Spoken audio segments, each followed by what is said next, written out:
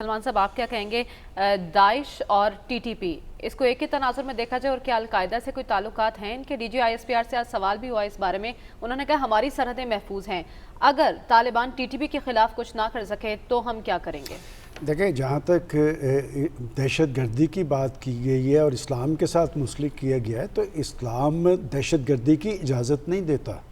یہ ساری دہشت گردی جس کا ذکر کیا گیا ہے کہ بات چل نکلی تو پھر یہ باغماں تک جائے گی کہ جہاد افغانستان، اس کے بعد افغانستان پہ حملہ، اب وہاں پر آنے والی افغانستان کے اندر تبدیلی۔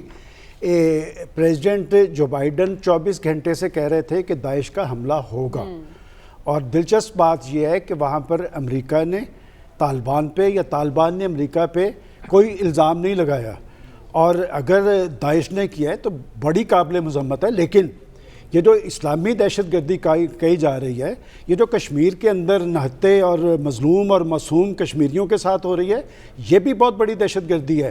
یہ جو افغانستان کے اندر 20 سال سے ڈیزی کٹر بم چل رہے تھے کہ زمینوں کی تہہ کے اندر سے بھی انہوں نے ہر جاندار کو مار گرایا، یہ بھی دہشت گردی ہے۔ وہ جو فلسطین کے اندر معصوم فلسطینیوں پہ بم گرائے جا رہے تھے، وہ بھی دہشت گردی ہے۔ بات یہ کہ آج تک دہشت گردی کی کوئی قابل قبول تعریف سامنے نہیں آ سکی، اور جس دہشت گردی کا ذکر ہم کر رہے ہیں اس کا ذرا منبع تو ڈھونڈنے کی کوشش کریں کہ کہاں تک یہ بات جاتی ہے کہ کل تک کے ہیرو جو تھے آج ان کے وہ دہشت گرد بن گئے۔ یہ تاریخ بڑی تلخ ہے، اور میں سمجھتا ہوں اسلام محبت کا، امن کا دین ہے، اور اسلام نے امن بھی قائم کر کے دکھایا ہے۔ اور آج بھی جب دنیا کے اندر ایک مایوسی کی، ایک بے یقینی کی کیفیت ہے، تو لوگ اسلام مغرب کے اندر سب سے زیادہ قابل قبول جو مذہب ہے وہ اسلام، سب سے زیادہ لوگ اسلام کیوں قبول کر رہے ہیں؟ اس لیے کہ وہ ہمارے جیسے مسلمان نہیں ہیں کہ ہم منہ پہ تو داڑھی رکھی ہوتی ہے لیکن ہم مذہبی اقدار اور روایات کے پابند نہیں ہوتے۔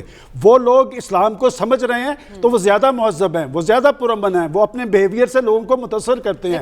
جہاں تک آپ نے دیکھیں، بات یہ کہ طالبان وہاں پر پچھلے تقریباً 2 ہفتے ہو گئے، اور میں یہ دیکھ رہا تھا کہ جب ایک تاثر دنیا میں عام ہو گیا کہ طالبان وہاں پر آئے ہیں، ایک گولی نہیں چلی اور طالبان وہاں پر قابض ہو گئے، اس تاثر کی بھی تو نفی کرنی تھی۔ تو بات ہے کہ اس تاثر کی نفی ہو گئی، اور کس نے وہاں پر کیا گیا، یہ تو اچھی بات ہے کہ انہوں نے وضاحت کر دی کہ یہ وہ علاقہ تھا جس کی سیکورٹی کی ذمہ داری امریکہ کی تھی، اور دنیا بھر کا میڈیا بتا رہا تھا کہ وہاں پر طالبان کے آنے کے بعد وہاں پر امن قائم ہوا ہے، اور امن قائم ہونا چاہیے۔ اب یہ بنیادی ذمہ داری کس کی ہے؟ دیکھیں، کچھ عناصر ایسے ہیں، وہ داعش ہے یا کوئی اور، انہیں طالبان کی وہاں پر جو غلبہ حاصل ہوا ہے، جو وہاں پر آنے والی سیاسی تبدیلی ہے، وہ ہضم نہیں ہو پا رہی، اور وہاں پر خانہ جنگی کی فضا طاری کرنے کی کوشش ہو رہی ہے۔ اس لیے آج پاکستانی فوج کے ترجمان نے، میں سمجھتا ہوں کہ بروقت ایک پریس کانفرنس کی ہے، اور انہوں نے بتا دیا کہ ہماری سرحدوں کا سسٹم بڑا مؤثر ہے، اور ہم 2014 سے اس کی تیاری کر رہے تھے۔ بات یہ کہ اپنی اپنی بنیادی ذمہ داری کا احساس جب ہوتا ہے تو پھر رزلٹس بھی سامنے آتے ہیں۔ اس میں کوئی شک نہیں کہ اس دہشت گردی کی جنگ نے ہمارے 80,000 لوگ اس میں شہید ہوئے ہیں، ہمارا $1.5 ارب کا نقصان ہوا ہے۔ کس لیے ہوا ہے؟ کہ ہم نے ایک ٹیلی فون کال پہ اپنی پالیسی تبدیل کی تھی، اور جناب پرائم منسٹر درست کہتے ہیں کہ ہم اپنا کاندھا فراہم کرتے رہے تھے، تو ہمیں اب بھی اپنا کاندھا فراہم نہیں کرنا۔ دیکھیں، بات یہ کہ اچھی بات ہے کہ پاکستان اگر ایک ذمہ دار کنٹری کے طور پہ وہاں پر جو ان کے سفارتکار یا جو لوگ آ رہے ہیں انہیں 30 دن کے لیے یہاں پر اور آگے بھجوایا جائے۔ یہاں دیکھیں، پاکستان نے ایک پالیسی بڑی لائن ڈرا کی ہے کہ ہم نے مہاجرین نہیں لینے، نہ مہاجرین کا سٹیٹس کسی کو دینا ہے۔ یہ سارا ملبہ تو ہم نے اٹھایا پچھلے 30 سال میں، اور گالیاں بھی ہم ان سے کھاتے رہے، لہٰذا ایک نئی صورتحال طاری ہوئی ہے۔ پاکستان کو اپنا ایک ذمہ دارانہ کردار ادا کرنا ہے، اور کس کو سونپوں گا؟ آپ نے درست کہا کہ جی وہ ٹی ٹی پی، میں نے آپ کو یاد ہوگا میں نے پہلے بھی کہا تھا کہ ٹی ٹی پی کو طالبان کے ساتھ منسلک کرنے کی کوشش ہو رہی ہے، اور میں نے آپ کو یاد ہوگا میں نے کہا وہ پہلا اعلان یہی کریں گے، میری کوئی انفارمیشن نہیں تھی، اس لیے کہ ان کا تعلق نہیں تھا ان سے، ان کا تعلق تھا امریکہ سے، ان کا تعلق تھا انڈیا سے، ان کا تعلق تھا اسرائیل سے۔ کہاں سے آتا تھا وہ اسلحہ؟ کون سا اسلحہ پکڑا جاتا تھا ان کے پاس سے؟ اور پاکستانی سیکورٹی اداروں کے ذمہ داران نے یہ سارے شواہد اشرف غنی انتظامیہ کو بھی دیے تھے اور امریکہ کو بھی دیے تھے کہ جناب یہ دیکھیں یہ کون لوگ ہیں، کہاں سے موو کرتے ہیں، کون لوگ اسلحہ دیتے ہیں۔ بات یہ کہ ہم اپنے آپ کو ہمیشہ انڈر ایسٹیمیٹ کرتے ہیں، اور بات یہ کہ پاکستان نے ایک پالیسی اختیار کی ہے، اسی پہ کاربند رہنا چاہیے۔ میں ابھی بھی سمجھتا ہوں کہ پاکستان پہ پریشر اب بھی موجود ہے. اچھا. پاکستان کے اندر غیر یقینی صورتحال طاری کرنے کی کوشش کی جا رہی ہے. ہمیں بھی الرٹ رہنا ہے, میڈیا کو بھی اپنے مفادات کا تحفظ کرنا ہے, اور پاکستان کے سیکورٹی ادارے بھی اپنا کام کر رہے ہیں, اور حکومت کو بھی کوئی ایسا پریشر لینے کی ضرورت نہیں ہے جو ماضی کے اندر پریشر لے کے ہم نے پاکستان کے اندر غیر یقینی صورتحال طاری کی اور بڑا نقصان ہوا. لیکن ہم ان عناصر کے بارے میں بار بار باور کروا چکے ہیں دنیا کو. ڈاکٹر صاحب, آج DGISPR نے بھی کہا کہ پاکستان افغانستان میں بگاڑ پیدا کرنے والوں کے منفی کردار کے بارے میں دنیا کو بار بار خبردار کر رہا ہے. افغانستان میں بدامنی پھیلا کر کسے فائدہ ہوگا؟ کون چاہتا ہے وہاں پر استحکام نہ آئے؟ کیا دنیا بے خبر ہے اس سے؟ دیکھیے, بات یہ ہے کہ جو لوگوں دنیا کا جو ایٹیٹیوڈ ہوتا ہے وہ اپنے مفادات کے حوالے سے ہوتا ہے. کوئی جو ہے نا ایبسٹریکٹ پرنسپلز کی بنیاد پہ نہیں ہوتا. ضروری نہیں, اصول بڑے اچھی چیز ہوتی ہے, اصولوں کی بات ہوتی ہے, لیکن اصول کے ساتھ ایک عملی سیاست بھی ہوتی ہے. اور یہ جو تنظیمیں جو ڈیولپ ہوئی ہیں, طالبان کی تنظیم ہے, اس کے بھی مختلف پہلو ہمیں مختلف اوقات میں نظر آئے, TTP ہے, داعش ہے, اور اس قسم کی بہت سی تنظیمیں. آپ یہاں کو چھوڑ کے افریقہ میں چلے جائیں, افریقہ کے جو مسلمان, آپ صومالیہ میں چلے جائیں, آپ اور ملکوں میں, مسلمان ملکوں میں چلے جائیں, آپ کو یہ تنظیمیں نظر آتی ہیں.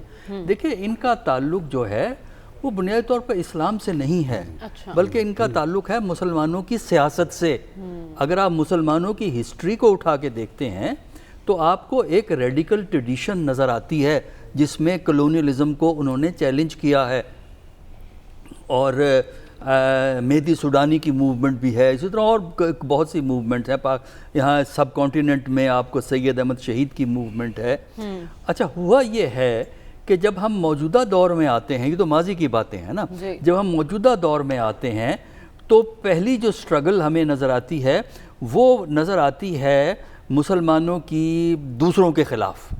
جس طرح کہ یہاں مجاہدین, افغان مجاہدین تھے جنہوں نے سوویت یونین کے خلاف لڑا, اور اس کے لیے جو عالمی سیاست کا ایجنڈا تھا وہ اس میں شامل ہو گیا. امریکہ نے اگر افغان مجاہدین کو بنانے میں پاکستان کی مدد کی ہے 80s کے اندر, تو پرابلم یہ ہے کہ ریاستیں پالیسی اڈاپٹ کرتی ہیں اور جو تحریکیں ہوتی ہیں وہ اس کو نظریے کے طور پہ لیتی ہیں, لہٰذا ریاستوں کی پالیسی بدل جایا کرتی ہے. جس طرح امریکہ نے ان کو مجاہدین کہا, پھر ٹیررسٹ کہا, اسٹیٹ کی پالیسی بدل گئی, لیکن جو تحریکیں ہیں اور تحریکوں کے لوگ ہیں ان کی پالیسیز نہیں بدلتی, وہ ان کے ایمان کا حصہ بن جاتی ہے. اور پھر اس کے بعد ہوا یہ ہے کہ مسلمانوں میں آپس میں ایک اقتدار کی, ایک انفلوئنس کی جنگ بنتی ہے, اور اس کی وجہ سے پھر داعش ابھرتی ہے اور بہت سی تنظیمیں ابھرتی ہیں, کیونکہ انہوں نے دیکھا کہ کامیابی حاصل کر کے, جو کہ طالبان نے حاصل کی, ایران میں علماء نے کامیابی حاصل کی شہنشاہ آف ایران کے خلاف, انہوں نے دیکھا کہ کامیابی حاصل کر کے آپ ایک مقتدر قوت بن سکتے ہیں, آپ ڈومیننٹ قوت بن سکتے ہیں, آپ علاقے میں اپنا انفلوئنس کھڑا کر سکتے ہیں, اور اس سے پھر آپس کی رائیولری شروع ہوتی ہیں. داعش ہے وہ طالبان کے خلاف لڑتی ہے, داعش کسی اور کے خلاف لڑتی ہے, اور افریقہ میں چلے جائیں, اور اس میں پھر ایک اور مسئلہ پیدا ہوا. عالمی سیاست اس میں آ گئی, اس میں مغربی ممالک کی سیاست آ گئی, اور مغربی ممالک سے بڑھ کر مسلمان ممالک کی اپنی سیاست آ گئی, مڈل ایسٹ کی پولیٹکس آ گئی. مڈل ایسٹ کے بہت سے ملکوں نے مخصوص اسلامی تنظیموں کو سپورٹ کیا ہے تاکہ وہ ان کی مخالف تنظیموں کی مخالفت کریں. تو یہ جو ہے نا بات, اس کو اگر آپ نے سمجھنا ہے تو مڈل ایسٹ کی مسلمانوں کی علاقائی سیاست, بین الاقوامی سیاست جس میں امریکہ ہے, اسرائیل ہے اور بہت سے فیکٹر ہیں, ان سب کو کمبائن کرنا پڑتا ہے. اب افغانستان کے اندر جو ہو رہا ہے, افغانستان کے اندر افغانستان کو لوگ اپنے ممالک اپنے مفادات کے حوالے سے دیکھ رہے ہیں. اب جو یہ کچھ ہوا ہے, اب وہاں پہ سب سے بڑی جو ذمہ داری میرے نزدیک امریکہ کی ہے. اس لیے کہ ایئرپورٹ پہ طالبان کا کنٹرول نہیں ہے, ایئرپورٹ پہ امریکہ یا برطانیہ کی فورسز موجود ہیں. اور دوسرا یہ ہے کہ دیکھیے, اگر انہوں نے اپنے بندوں کو بھیجنا تھا باہر, یعنی جو امریکی وہاں ہیں یا برطانوی ہیں یا یورپ کے لوگ ہیں. اچھا, دوسرا یہ کہ جو افغان ان کے لیے کام کر رہے تھے, تو ان کو چاہیے یہ تھا کہ ان لوگوں کو پروسیس اپنے اپنے ایمبیسی میں کر کے اور اسکاٹ کر کے ایئرپورٹ جا کے وہ نکال دیں. انہوں نے یہ امپریشن دینے کی کوشش کی امریکیوں نے کہ جو دوسرے افغان ہیں وہ بھی جا سکتے ہیں، اگر ان کے پاس ڈاکومنٹ سفری ڈاکومنٹس ہیں، ویزا ہے تو وہ بھی جا سکتے ہیں۔ اس کا نتیجہ یہ نکلا کہ لوگوں نے غربت اور افلاس سے بچنے کے لیے ایئرپورٹ پہ پہنچ گئے۔ جب آپ ایئرپورٹ پہ اتنی تعداد میں لوگ پہنچ جاتے ہیں تو سیکیورٹی کے مسائل ہوں گے، اور جو مخالف عناصر ہیں اس اپرچونٹی کو استعمال کریں گے وائلنس کے لیے۔ تو میرا خیال ہے یہ مس مینجمنٹ ہے، اور ان کے رول کو اگر آپ نے سمجھنا ہے تو عالمی سیاست اور مسلمانوں کی اپنی سیاست کو سمجھیے، تب آپ کو پتہ لگے گا یہ تنظیمیں پلاننگ کا فقدان نظر آئے انخلا کے عمل میں۔